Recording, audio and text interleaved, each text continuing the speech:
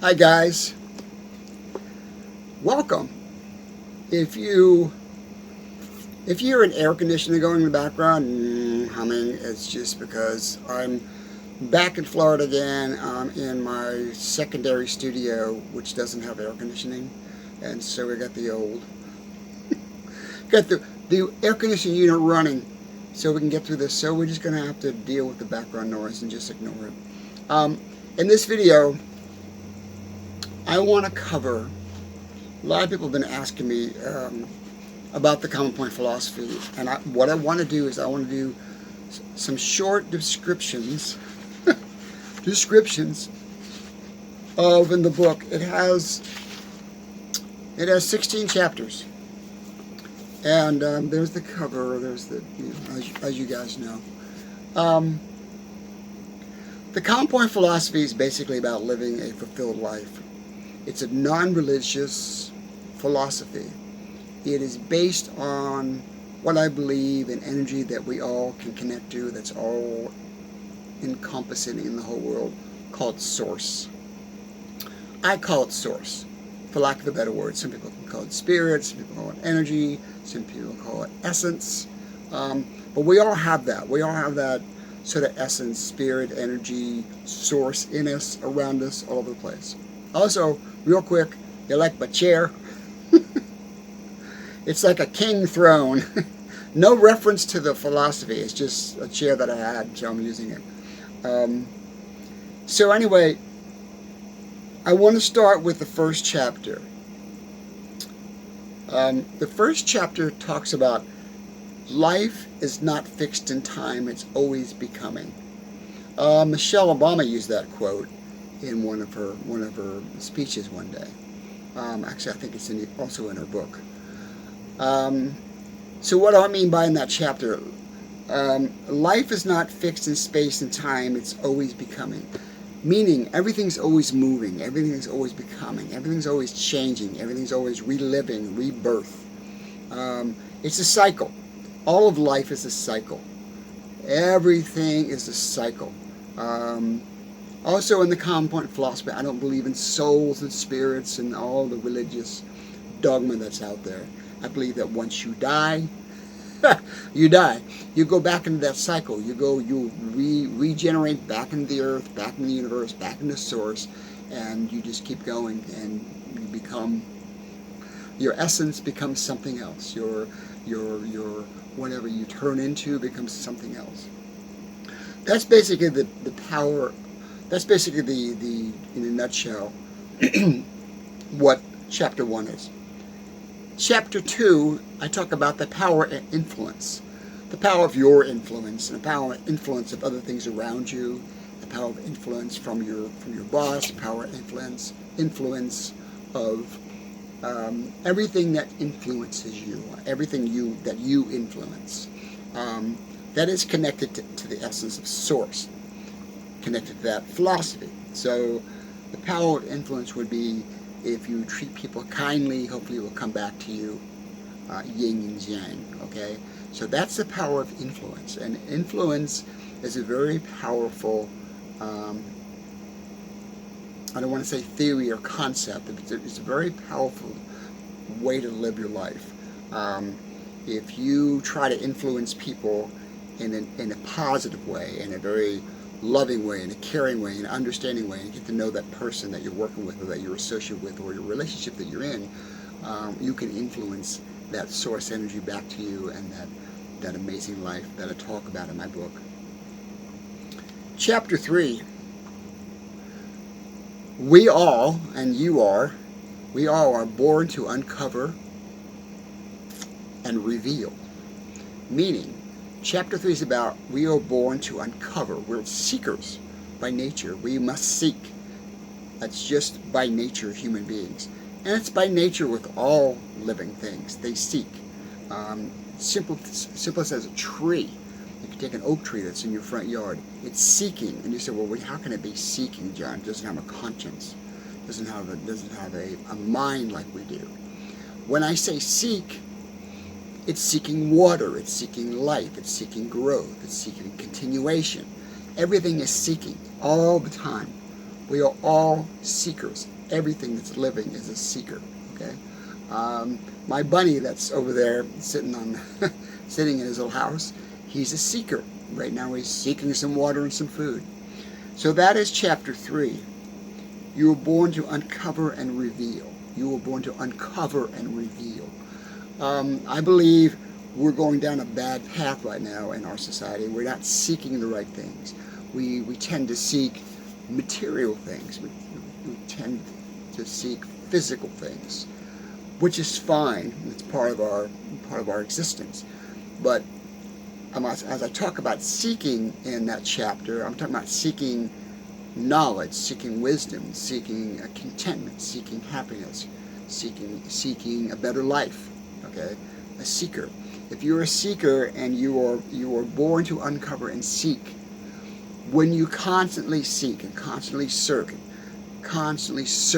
for something, it most likely will give you a better life. Okay, well, I want to stop real quick.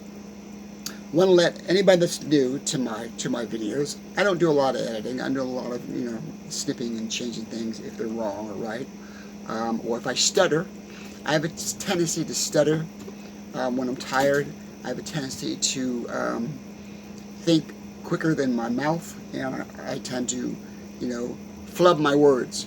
But I just continue on. That's just the way my brain works. Chapter 4 is your propensity to be controlled stronger than your desire to be free. That's a deep chapter. You have to decide in your life. Do you want to be a controlled individual? Do you want to live in a controlled environment? Are you happy that way? Some people are. There's a big portion of our society and people that they like being controlled. It makes their life simpler, okay? They like going to their menial job every day and being controlled, and this is what you do, and this is your job, and you do the same thing every day in and day out. You're just a drone, you're just a human robot, There's some people that enjoy that. They might say they hate their job, but that is their DNA, that's their personality. So you have to decide if you are, is it your propensity to be controlled or your desire to be free? If it's your desire to be free, that goes back to the seeker part of the philosophy. If it's your desire to be free, you must always put yourself in a position where you'll become free, okay? Desiring freedom was one of the really strong elements that broke me away from my family, broke me away from relationships I didn't want to be in. That desire to be free helped me create my philosophy. The desire for me to be free, free-minded, free-spirited, and free as a human being motivates me. That motivates me. I always want to seek freedom. Right now I want to build a retreat. I want to call it utopia. I want to have a place where you can be free, you can act free, you can walk free. I might even have a clothing optional area in that park or that retreat where you can be free physically, okay? And act as a human being, be as a human being as you're born, not as we are conditioned to be, like you must wear this, you must be this way and act this way and all that in our society. There's so many restraints on us in our society. It just constantly holds you down. Chapter 5, the power of common point immersion. It's a complicated answer, but I'll try to answer it as simple as I can. There's a million different ways you can do an immersion. An immersion, I mean the definition of immersion in the dictionary, or if you Google it, it's just you immerse yourself in water. That's being immersed. That's immersion. But you can immerse yourself or do an immersion with anything. You can do an immersion with your work, with your studies, with your relationships, with trying to buy a house, with trying to get out of debt, with trying to be a better student, with trying to be a better piano player, with trying to be a better lover, or have better sex. You can immerse yourself, have an immersion with almost anything. I'm going to read that again. Common point immersion is you establishing a complete mental and physical self-awareness interconnection with Source through any living entity, activity, subject, environment, or circumstance you become consistently conjoined or fused with. I had to go back and dig it out. So that's covering common point immersion. Okay? So if I say to you, I want you to do a common point immersion, you're gonna say, whoa, what do you want to do? If you just let's use my hand as an example. My hand, okay? If you just look at your hand and just study your hand, it's a physical thing. That's under a physical category, okay? But Source is not just physical. It's also everywhere. It's in the atmosphere, okay? So if you just study your hand and you look at your hand long enough, you're going to see more than your hand. You're not going to just see the fingers, the veins, the color, the markings, the scars, or whatever is on your hand or in your hand. If you look at it long enough, let's say you do an immersion for 10 minutes, just looking at your hand, just focus, shut off everything, stereo, background, interruptions, phone. This is a common point immersion at its very simple, basic form. It's not meditation. Meditation is completely different than common point immersion. So if you immerse yourself into your hand and you just look at it, literally study your hand for 10 minutes, the deeper you go into that immersion, the deeper you focus on your hand.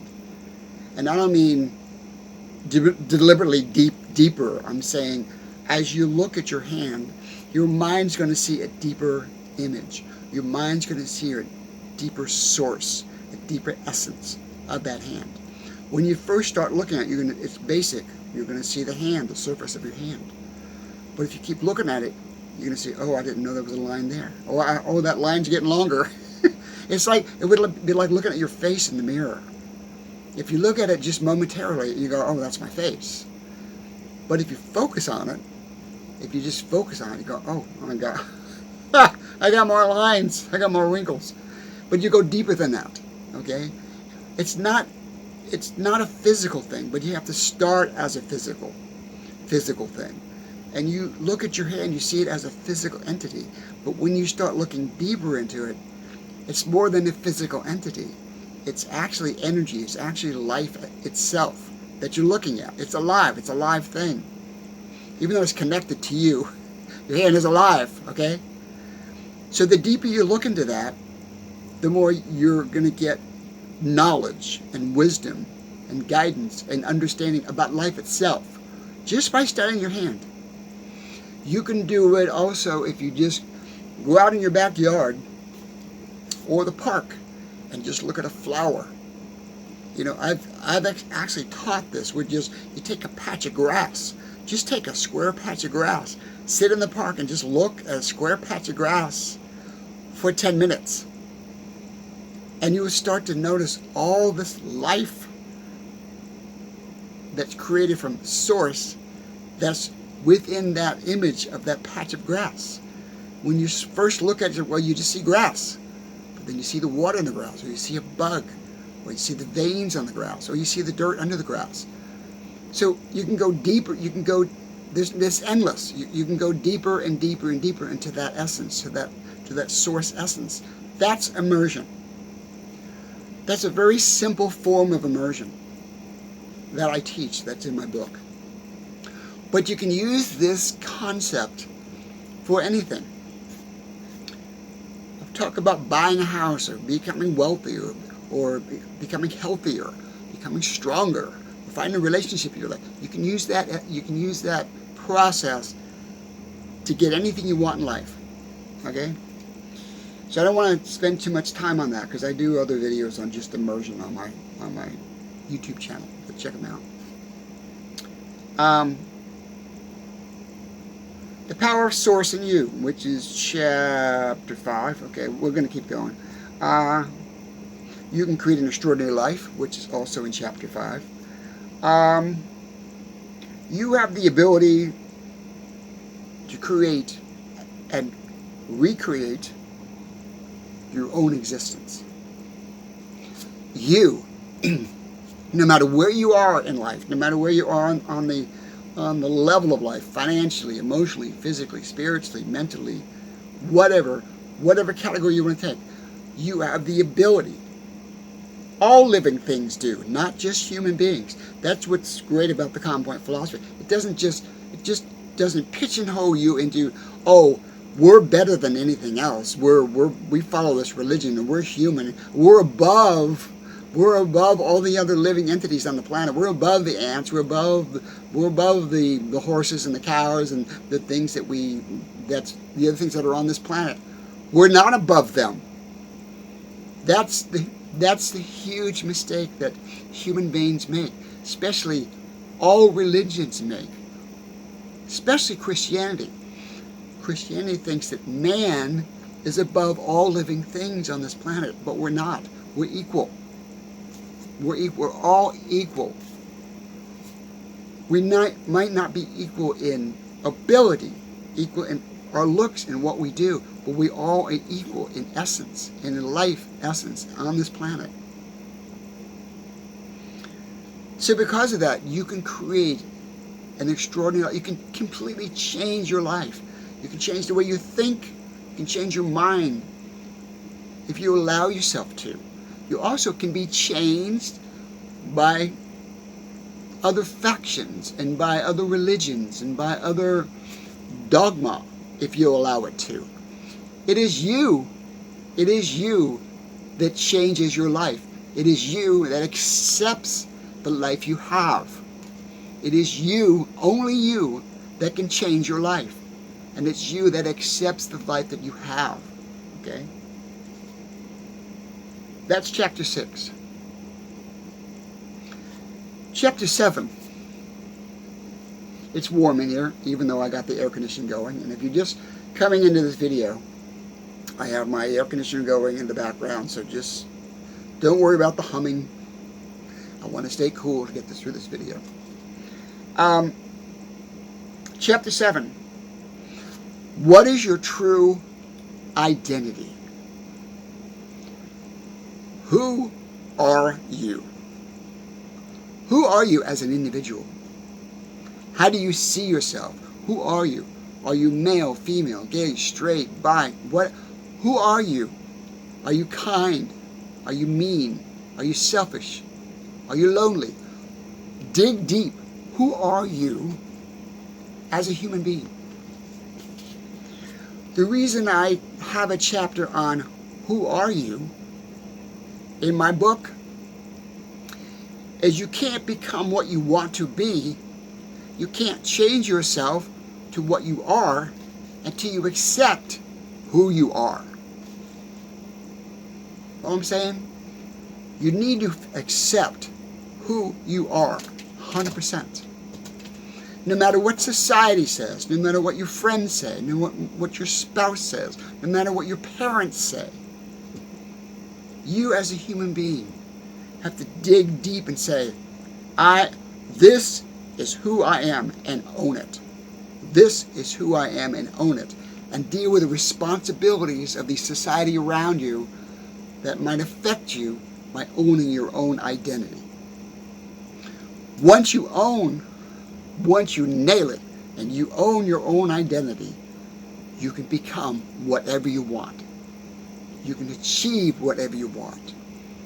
You can become whatever you want. Once you accept your own identity. If you want to change it, then you can. I know my identity. I'm a guy. I like being a guy. That's who I am. I'm a man. I'm a man. I'm a male. I'm considered a man, not alpha male. I'm just a guy. I'm a man. I like man things. I like sex as a man, okay? So, but if that is not you, you must accept that. Chapter 8. How do we achieve awareness and self-awareness and consciousness? My theory is this. How we achieved awareness. How do we achieve self-awareness? And I believe was Freud that talked about this a little bit. No, it might have been Einstein. I'm not sure who it was. I don't want to misquote somebody. But I truly believe that because we are all equal, as I said earlier, on this planet with every living thing, our awareness came about over millions and millions of years of trial and error. The very simple analogy would be primitive man, very primitive man, 10,000 years ago, is walking along water, and he looks down, and he sees a reflection, and it scares him. But then he looks again, he realizes, and then he takes his hand, he touches the water, and he sees his hand, he sees a hand in the water, which gives him a revelation that's connected to me. And he touches his face, seeing his face in the water. That's connected to me. Is that me? That was the question. And the question leads to consciousness. That question led to consciousness. That's me. And once man started realizing his own, that he had awareness of things around him, once you realize it, then he started developing more self-awareness over time. Well, if I do this, that, and self-awareness. So over millions and millions of years, we've created our own self-awareness and our own ego and our own self-identity. That's how I believe it is, okay?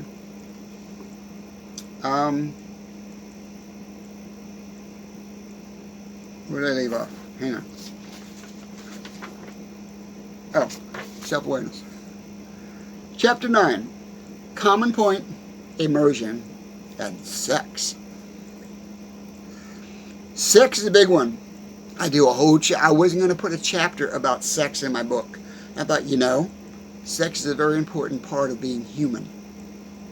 Sex is a very important part of being alive and continuing the species, the human species. Also for pleasure. So if you back up and you think about what I was talking about, immersion, common point immersion with your partner or partners or whoever you are with, if you're having sexual what's the word I'm looking for? If you're having sex, if you put immersion, like I said about my hand and the flower or the ground, if you put that immersion into the equation when you have sex with somebody, it is amazing. It will boom. It is so amazing. You will reach levels of pleasure that you never could realize if you mix immersion, the process of immersion, common point immersion, with sexual pleasure. That's all I'm going to say about it. I do a whole chapter on it. Be safe. Chapter 10. Nobody can achieve a greatness alone. I've heard this quote a million times. No man is an island. No woman, no human being, nothing. Nothing, no living thing can achieve greatness alone. It doesn't matter what, I don't care if it's my bunny over there, or a tree, or a stream, or a pile of rocks, or you, or a cow, or a pig, or a chicken, or the birds, or the sky. Nothing can achieve anything alone. So nobody, yourself, you cannot achieve greatness in your life alone. You must immerse yourself into the environment that you want to become. You must unimmerse yourself in the environment you don't want to be in or you don't want to become. I talk about that in other videos about kids living in the hood and they're in that environment. The environment you live in, you will become.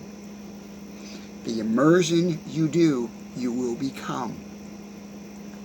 Okay? No one, not even you, no matter how selfish you want to be or how contained you want to be. I don't care if you're sitting in your bedroom and you spend day and night writing the best songs on the planet. They are going nowhere if you don't get out there. You must get out there, okay? So, no one can achieve greatness alone. You cannot. Great chapter. Chapter 11. Don't fear your imagination. We are going into a very ugly society in our country, especially the United States.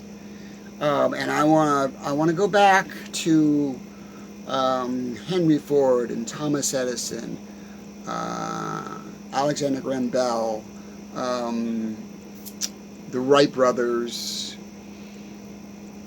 all the people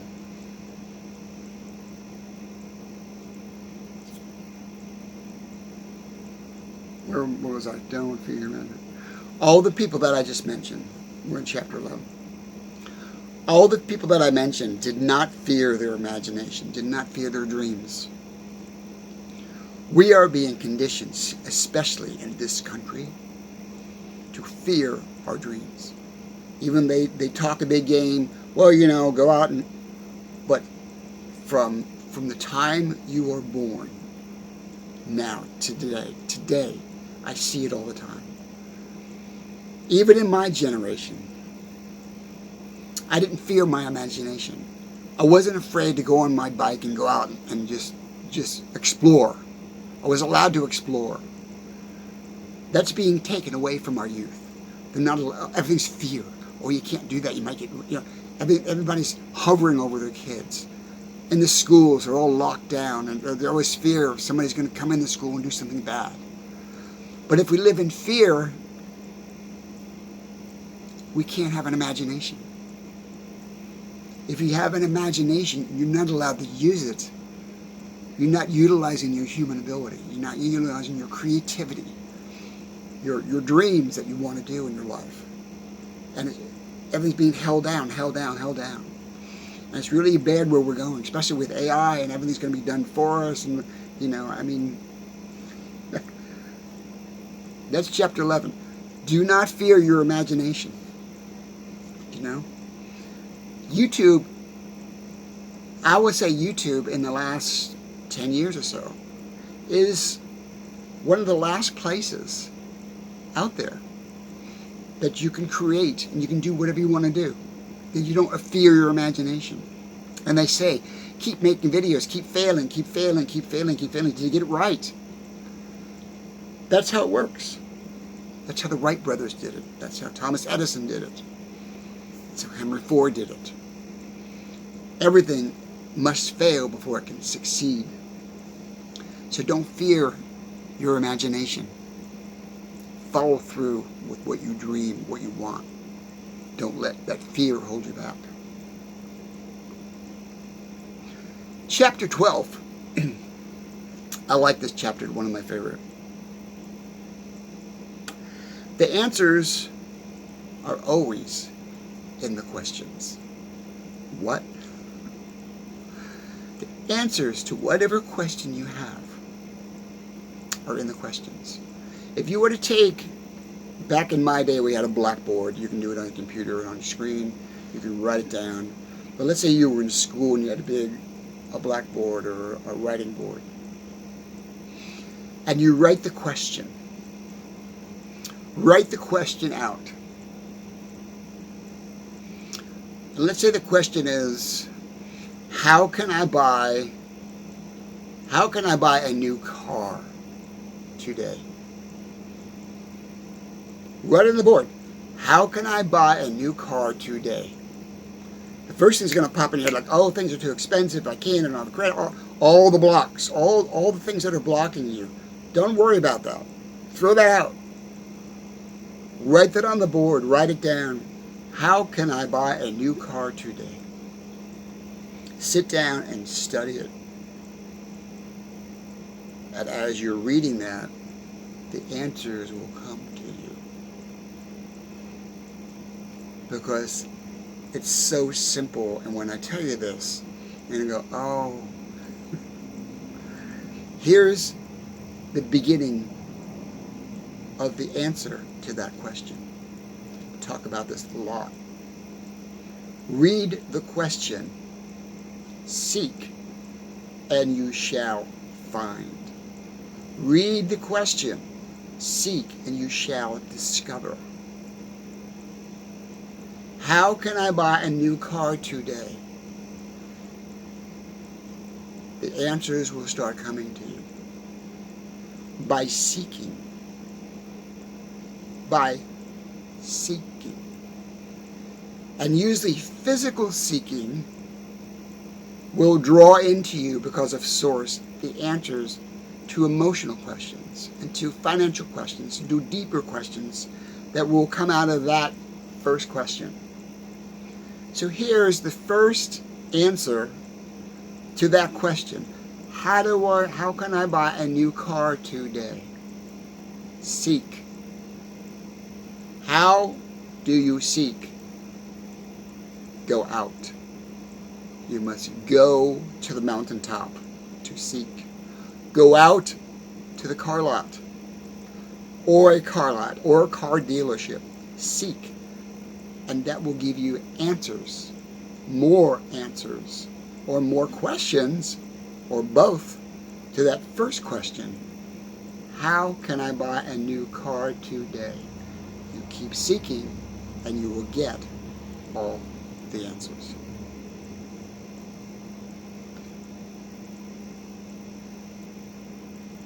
Chapter 13. Why is it necessary to understand wealth in the Common Point philosophy? Wealth is a very interesting animal.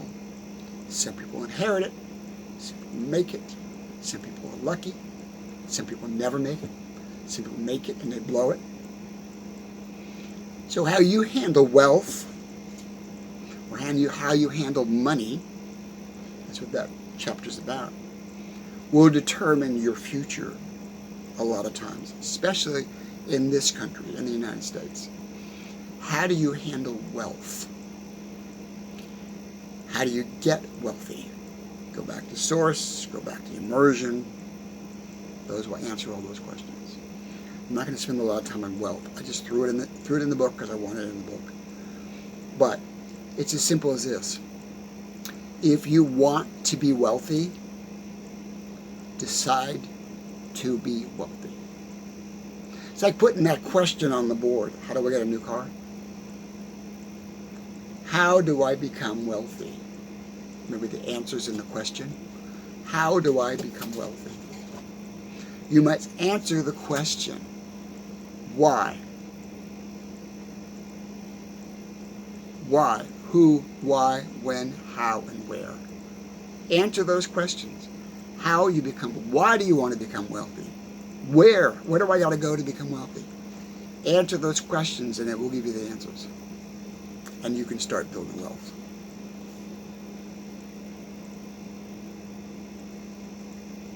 Chapter 14s are basically a rundown of all the chapters. Chapter 14 is a rundown of all the chapters, deeper meaning and all. Chapter 15, remaining human through Common Point. Let's close this out with chapter 15.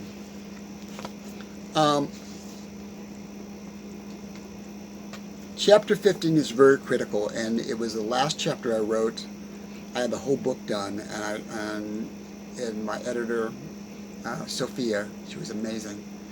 Thank you, Sophia, for being part of this journey with me.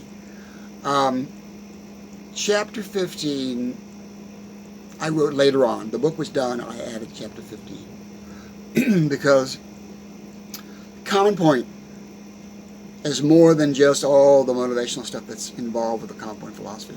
Common Point is about us, me, you, human beings, remaining human, remaining intact as human beings.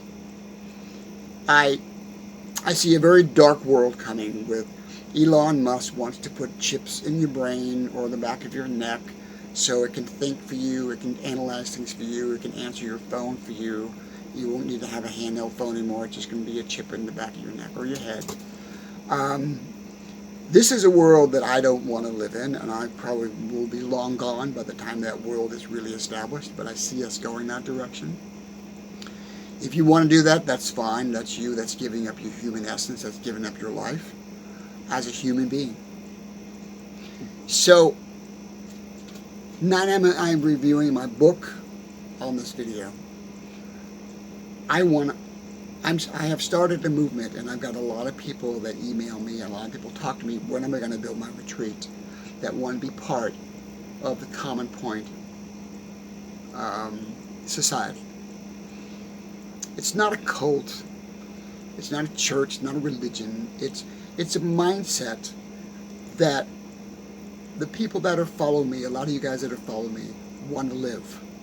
You know, you don't want to be controlled by an algorithm in your brain.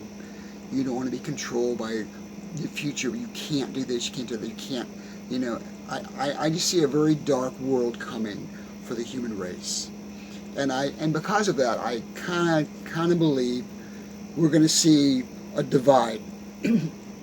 Actually, going to be like 3 divides, in a way, if you can say that. The 3 divides would be like this. There's going to be the ones that are just going to be, they're all about, I had a buddy of mine in Tarpon Springs like that. He's going to have the latest, greatest, the newest. When cell phones came in, they got a cell phone. When this came in, they got that. You know, that's the kind of person he is. I'm the opposite of that. I'm like, okay, let me wait and see. I'm not sure if I want that. There's that kind of person that just, they got to be involved with everything that's new now, today. Those are the people that are going to go off the cliff. They're going to be the sheep. They're going to be the Elon Musk sheep. Those are the ones that want to go to Mars, you know, and do all the crazy stuff. Then you're going to have another faction, which are going to be the religious sheep. The Christians, many other religions, but mainly the Christians, are going to bulk and go, I don't know, you know, I don't know if this is what God really wanted us to be like, and they're going to go, they're going to have their blinders on, and they're going to go push their religion, their religious beliefs, could be Christianity or whatever, into society, push. And you're going to see that coming up here soon with what's going on with Trump. You know, I think the next thing he's going to try to get is, you know, we need to be a Christian nation, we need to put Bibles in the schools and whatever. I don't worry about it because Donald Trump will be gone in 2 years. He's just self-implode, and we'll move on from all this idiocy. So I don't worry about it and get involved with it that much. Because, like I said, I believe in Source, and I believe in the power of. I believe in karma. Okay. Sometimes karma works very slow. So, speed it up. But she's going to take care of all the mess that's going on in our country, trust me. Hang in there. So the third category would be people like me. People like my seekers, people that are following me, people that like my philosophy, people that understand what I'm doing, are going to say, you know, I just want to live in harmony with other human beings. We can live in this community. If I want to be clothing optional, I can be. If I want to be free, I can be. If I'm not going to push my agenda on anybody. I'm not going to say you need to believe this way, you need to believe that way. I want to be close. I want to be close to the earth. I want to just be human. I want to remain human. I want to remain human. Okay? I'm not saying that AI and the technology is not bringing some good things. Some of the things we're doing with surgery and medicine and stuff like that is good. there's a lot of it that's not good. Okay, so we gotta shuffle and figure out what's going to work.